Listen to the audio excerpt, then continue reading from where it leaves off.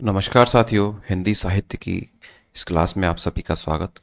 हिंदी साहित्य लेखन की परंपरा में हम कुछ लेखकों की चर्चा कर चुके हैं, जिसमें गारसदा तासी, शिव सिंह सेंगर, मिश्र बंधु, जॉर्ज ग्रियर्सन के साथ साथ आचार्य रामचंद्र शुक्ल, हजारी प्रसाद द्विवेदी जी की हम चर्चा कर चुके हैं। और आज हम चर्चा करने वाले हैं साथियों डॉक्टर राम कुमार वर्मा जी की। साथियों, ये क्लास आप सभी के लिए उपयोगी है, चाहे आप किसी भी एग्जाम की तैयारी कर रहे हैं जहां हिंदी साहित्य आपके लिए उपयोगी है, वहां ये क्लास भी आपके लिए उपयोगी है। तो चैनल से नहीं जुड़े हैं तो चैनल को सब्सक्राइब करके जरूर जुड़िएगा।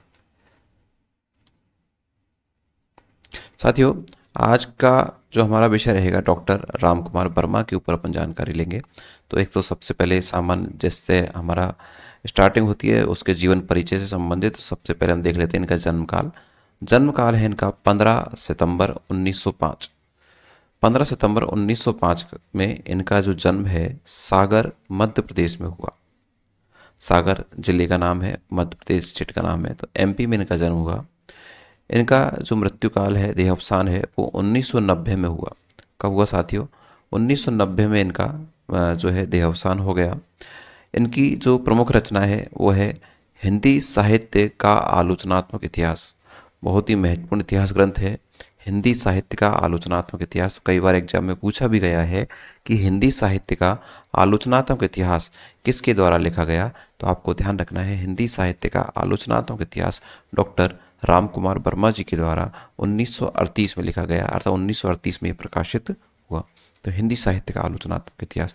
आप जब भी किसी रचना को, किसी इतिहास ग्रंथ को याद करें तो उसके साथ साथ में उसका जो सन है वो भी आपको उसी के साथ जोड़ लेना है, ताकि आपको उसके साथ साथ वो ये याद रह जाए। जैसे हिंदी साहित्य का आलोचनात्मक इतिहास किसका है?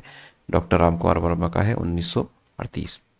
प्रमुख कृतियां इनकी, ये इनका इतिहास ग्रंथ हो गया। प्रमुख कृतियां इन्होंने और कौन कौन सी रचनाएं लिखी हैं उसमें है, एक तो है अंजलि, एक है हिमवास, निशिथ, जौहर, चित्तौड़ की चिंता, आकाशगंगा, रूप राशि, चित्रलेखा, एकलव्य, अभिशाप। ये इनकी प्रमुख कृतियां हैं। एक बार पुनः देखेंगे, अंजलि, हिमवास, निशिथ, जौहर, चित्तौड़ की चिंता, कई बार पूछा गया है। चित्तौड़ की चिंता, आकाशगंगा, रूप राशि, चित्रलेखा, एकलव्य और अभिशाप इनकी प्रमुख कृतियां हैं। तो इनको भी हमें थोड़ा सा याद रखना है। इनको पद्म विभूषण भारत सरकार से प्रदान किया गया। कब? 1963 में। तो पद्म विभूषण से सम्मानित भी इन्हें किया गया है।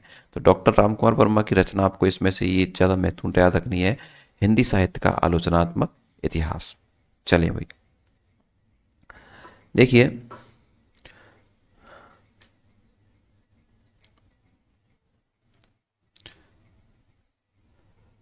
इनके द्वारा थोड़े से परिवर्तन के साथ, थोड़े से परिवर्तन से मतलब जो शुक्ल ने जो काल विभाजन किया, वर्गीकरण किया, संपूर्ण हिंदी साहित्य को 4 भागों में विभाजित किया, उसमें से इन्होंने थोड़ा सा परिवर्तन, उसमें कुछ परिवर्तन किया। उस परिवर्तन के साथ साथ शुक्ल के वर्गीकरण के आधार पर ही संपूर्ण हिंदी साहित्य को कितने कालखंडों में विभाजित कर दिया इन्होंने? 4 कालखंडों में विभाजित किया। अर्थात आचार्य रामचंद्र शुक्ल ने जो हिंदी साहित्य का जो वर्गीकरण किया वो भी 4 भागों में किया। तो उसमें से कुछ परिवर्तित करते हुए इन्होंने अपना काल विभाजन भी कितने भागों में बताया है? 4 भागों में बताया है। जिसमें से पहला कौन सा है साथियों? संधि काल। संधि काल इन्होंने माना 750 से 1000 विक्रम संवत तक। 750 ईस्वी से लेकर 1000 ईस्वी विक्रम संवत तक तो इन्होंने कौन सा काल माना? संधि काल। और इस संधि काल में इन्होंने जोड़ दिया कौन सा? चारण काल। कौन सा जोड़ दिया साथियों? चारण काल इन्होंने जोड़ा, जो 1000 के बाद से, अर्थात 1000 से लेकर 1375 विक्रम संवत माना जाता है। तो यहाँ इन्होंने थोड़ा सा परिवर्तन किया। संधि काल एवं चारण काल इन्होंने नाम दिया। पहले काल को संधि काल 750 ईस्वी से लेकर 1000 विक्रम संवत तक, चारण काल 1000 से लेकर 1375 ईस्वी विक्रम संवत तक माना जाता है। दूसरा जिन्होंने काल का विभाजन किया वो था भक्ति काल, और भक्ति काल माना जाता है 1375 से लेकर 1700 विक्रम संवत तक। 1375 से लेकर 1700 विक्रम संवत तक इसका भक्ति काल माना जाता है। रीतिकाल की मैं बात करूं, रीतिकाल 1700 से लेकर 1900 विक्रम संवत तक रीतिकाल का समय माना है। और वहीं आधुनिक काल है वो 1900 से लेकर वर्तमान तक की बात इन्होंने की है। तो हिंदी साहित्य जो है उसको इन्होंने 4 भागों में बांटा। पहला संधि एवं चारण काल, दूसरा भक्ति काल, तीसरा रीति काल, आधुनिक काल। ये तो हर किसी ने माने हैं, लेकिन जो परिवर्तन हुआ है कहाँ पर, संधि काल एवं चारण काल, दो तरीके से इन्होंने इसको पहले को विभाजित किया है। यही थोड़ा सा जो परिवर्तन है उसके आधार पर इन्होंने चेंज किया है। चलिए देखिए कुछ जो इन्होंने रचना उस जो लिखी है उस पर अपन चर्चा कर लेते हैं। इस रचना में कौन सी रचना की बात की जा रही है, यहाँ पर हिंदी साहित्य का आलोचनात्मक इतिहास 1938 की चर्चा की जा रही है। तो इस रचना में 693 ईस्वी से 1693 तक की काल अवधि का ही वर्णन किया गया है। अर्थात जो हिंदी साहित्य का आलोचनात्मक इतिहास, मैं एक बार यहाँ लिख देता हूँ, ये इनकी इतिहास ग्रंथ है। कौन सा? हिंदी साहित्य का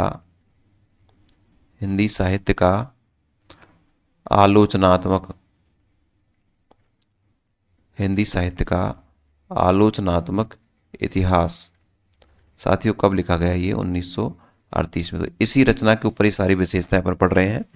देखो इस रचना में 693 ईस्वी से लेकर 1693 तक की काल अवधि का ही वर्णन है। अर्थात इस रचना में आलोचनात्मक जो इतिहास है इसमें 693 से लेकर 1693 तक का ही वर्णन है। अर्थात यह एक अधूरी रचना है। कैसी रचना है साथियों? ये अधूरी रचना है जिसमें केवल आदिकाल एवं भक्ति काल का ही उल्लेख है। अर्थात जो प्रारंभिक जो दो काल हैं, आदिकाल, उस आदिकाल को उन्होंने संधि काल, चरण काल कहा, और दूसरा कौन सा था? भक्ति काल। इन दोनों ही काल का इसमें उल्लेख है, क्योंकि 693 ईस्वी से लेकर 1693 तक की इन्होंने चर्चा की है। तो आदिकाल एवं भक्ति काल का ही इसमें उल्लेख है, इसलिए इस रचना को कैसी रचना कहा जाता है? अधूरी रचना कहा जाता है। इन्होंने शुक्ल के वीरगाथा काल को चारण काल, अर्थात आचार्य शुक्ल ने जो पहला काल था उसे क्या कहा था? वीरगाथा काल कहा था। आप सभी को बताया गया था, पढ़ाया गया था। उसको इन्होंने क्या कह दिया भाई? चारण काल कहा। इन्होंने क्या कहा? चारण काल। तो पूछा जा सकता है कि शुक्ल के द्वारा जो पहला कालखंड था वीरगाथा काल, उसे चारण काल किसने कहा है? तो आपको बताना है किसने, बताओ। डॉक्टर रामकुमार वर्मा ने। उससे पूर्व के काल को संधि काल कहकर पुकारा है, और वीरगाथा काल से भी पूर्व के काल को क्या कहा है? संधि काल कहा है। हमने देखा था संधि काल और चारण काल दो भागों में प्रथम को विभाजित इन्होंने किया था। संधि काल में अपभ्रंश की रचनाओं का समावेश किया है, ये महत्वपूर्ण है, इसको आपको याद रखना है। संधि काल में कौन सी रचनाओं को सम्मिलित उन्होंने किया है? अपभ्रंश की रचनाओं को इन्होंने सम्मिलित किया है। कौन से काल में? संधि काल में। अपभ्रंश की बहुत सारी सामग्री समेट लेने के कारण ये अपभ्रंश के पहले कवि शंभू को हिंदी का पहला कवि मानने की भूल कर बैठे हैं। अर्थात इन्होंने जो हिंदी का, किसका साथियों? हिंदी का जो प्रथम कवि है, हिंदी का प्रथम कवि किसने माना था? किसे माना था इसने? शंभू को माना था। हिंदी का प्रथम कवि इन्होंने किसको माना है? शंभू को माना है, जिन्होंने अपनी रचनाओं में सर्वाधिक किसका प्रयोग किया है? अपभ्रंश का प्रयोग किया है। इस कारण से इसको जो पहला है हिंदी का प्रथम कवि, इसको मानने का जो योगदान है वो इनका ही है। इन्होंने भक्ति काल की निर्गुण ज्ञानाश्रयी काव्य धारा को संत काव्य एवं प्रेमाश्रयी काव्य धारा को सूफी काव्य कहकर पुकारा है। ये भी इंपॉर्टेंट फैक्ट है, याद रखना है। इन्होंने भक्ति काल की निर्गुण, अर्थात भक्ति काल दो भागों में विभाजित है, आप सभी को पता है।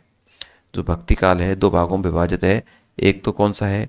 निर्गुण है, और एक कौन सा है? सगुण है। तो यहाँ यही बात की जा रही है कि भक्ति काल की जो निर्गुण ज्ञानाश्रयी काव्य धारा को तो उन्होंने क्या कहा? संत काव्य।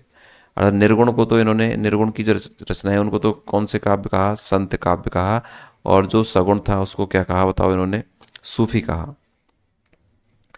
निर्गुण ज्ञानाश्रयी काव्य धारा संत काव्य एवं प्रेमाश्रयी धारा सूफी काव्य कहकर पुकारा। अर्थात निर्गुण को ही क्या कहा है इन्होंने? संत काव्य कहा है, प्रेमाश्रयी कहा है, और सूफी काव्य कहा है किसको? निर्गुण को ही इन्होंने कहा है। सगुण के बारे में इन्होंने चर्चा नहीं की है, सगुण के बारे में कोई चर्चा नहीं की है, निर्गुण के बारे में इन्होंने बताया। तो ये फैक्ट भी इंपॉर्टेंट है, आप इसको महत्वपूर्ण करके लिख सकते हैं।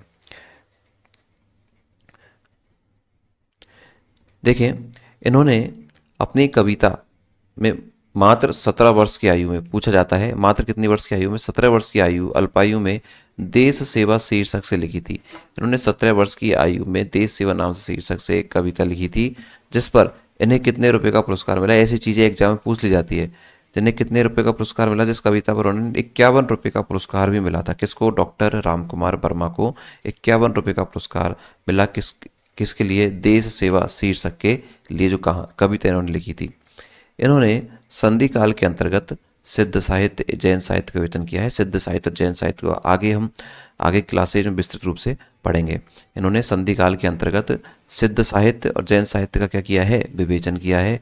ये हिंदी साहित्य के एकांकी विधा के जनक, ये भी महत्वपूर्ण फैक्ट है। एकांकी विधा के जो जनक है वो कौन कहलाते हैं, डॉक्टर रामकुमार वर्मा। तो इन्हें हिंदी साहित्य का एकांकी विधा का जनक कहा जाता है एवं एकांकी सम्राट के नाम से भी जाने जाते हैं। एकांकी विधा का जनक कह दो या एकांकी सम्राट कह दो, एक ही बात है। दोनों का जनक या सम्राट कौन है बताओ, डॉक्टर रामकुमार वर्मा ही हैं। इनको महादेवी वर्मा, भगवती चरण वर्मा के साथ साथ छायावाद की लघुत्रयी समूह में स्थान दिया जाता है। अर्थात बात किसकी हो रही है, छायावाद की, जिसको पढ़ना बाकी है। छायावाद को छायावादी लघुत्रयी नाम से कवियों का एक खंड बताया गया, जिसमें कौन कौन थे। एक तो आपकी थी, बताओ कौन, महादेवी वर्मा। एक तो कौन थी, महादेवी थी। एक कौन थे बताओ, भगवती चरण जी थे। एक कौन थे, भगवती चरण जी थे। और एक आपके कौन से, डॉक्टर रामकुमार। तो आपसे पूछ लिया जाए कि छायावादी लघुत्रयी के अंतर्गत कौन कौन से कवि शामिल है, तो एक तो महादेवी वर्मा है, भगवती चरण है, डॉक्टर रामकुमार वर्मा है। एक बात और मैं छोटी सूचना आपको दे देता हूँ, अगर आप इन सब क्लासेज की PDF प्राप्त करना चाह रहे हैं तो आप हमारे Telegram group PK advance psycho से जुड़ सकते हैं। साथ में अगर और टीचिंग मटेरियल प्राप्त करना चाह रहे हैं तो आप इसी को प्ले स्टोर से, कहाँ से साथियों, प्ले स्टोर से आप इस एप्लीकेशन को डाउनलोड करके आप बहुत सारे निःशुल्क टीचिंग मटेरियल आप वहाँ से प्राप्त कर सकते हैं। तो आप यहाँ से इसको ज़रूर ये कार्य कीजिएगा। ये अपनी छोटी सी क्लास डॉक्टर रामकुमार वर्मा के ऊपर थी। डॉक्टर रामकुमार में जो भी महत्वपूर्ण फैक्ट थे वो हमने पढ़ लिए हैं। लगातार सभी कवियों के साथ साथ अपन जिस तरह से इतिहास आगे बढ़ता है, ऐसे ही हमारी क्लासेज आगे बढ़ती जा रही हैं। तो आप सभी हमारे चैनल से जुड़े रहें निःशुल्क रूप से संपूर्ण हिंदी साहित्य और व्याकरण को पढ़ने के लिए। Thank you.